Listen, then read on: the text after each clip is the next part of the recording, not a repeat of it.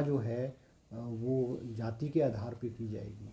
इसकी शुरुआत जो है बिहार राज्य ने की है और बिहार राज्य ने जो आंकड़े वो पेश किए हैं उसमें मुझे लगता है किसी को प्रॉब्लम नहीं होनी चाहिए। जिस कैटेगरी के या जिस कास्ट के या जिस सब कास्ट के जितने भी लोग हैं उनको in terms of reservation for services है या in terms of allocation of funds है, उनको जितना उनकी पॉपुलेशन है उसके मुताबिक उनको शेयर मिलना चाहिए।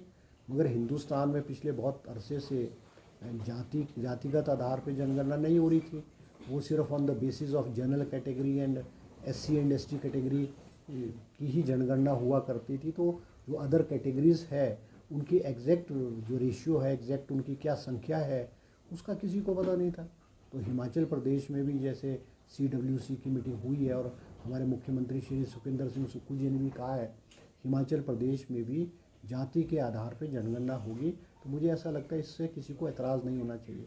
रही भारतीय जनता पार्टी की बात, भारतीय जनता पार्टी तो मतलब on the basis of caste, creed, religion, जाति के आधार पे लोगों को लड़ाने और बांटने का कोई काम करती है और पिछले बहुत अरसे में भारतीय जनता पार्टी ने इस आधार पर सत्ता को हासिल किया है। अब लोकसभा चुनाव नज़दीक आते और अभी 5 राज्यों के चुनाव कल घोषणा उनकी डेट्स की गई है, फिर 6 महीने बाद जो है लोकसभा का चुनाव भी, तो उन्होंने वो डिवाइड एंड रूल वाली पॉलिसी भारतीय जनता पार्टी की है। तो हमें कोई फ़र्क नहीं पड़ता, ये चाहे कोर्ट में जाए कोई जाए, वो तो स्टेट्स का अपना अधिकार है।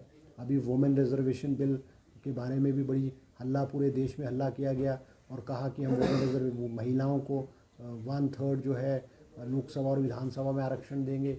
मगर जब वो बिल पेश किया गया तो हैरानी इस बात की हुई कि उन्होंने कहा कि नहीं, जो डीलिमिटेशन होगा, डीलिमिटेशन 2025 के बाद होगा, फिर जब सेंसस होगा अभी 2022, it is for the first time in history of India कि जो सेंसस है वो हमेशा से लेकर के 10 साल बाद सेंसस होता था। जो वाला सेंसस 2020-21 में होना था। It is for the first time in the history of India कि पहली बार हिंदुस्तान में सेंसस नहीं हुआ है और हम 2023 के आखिर में आ गए हैं।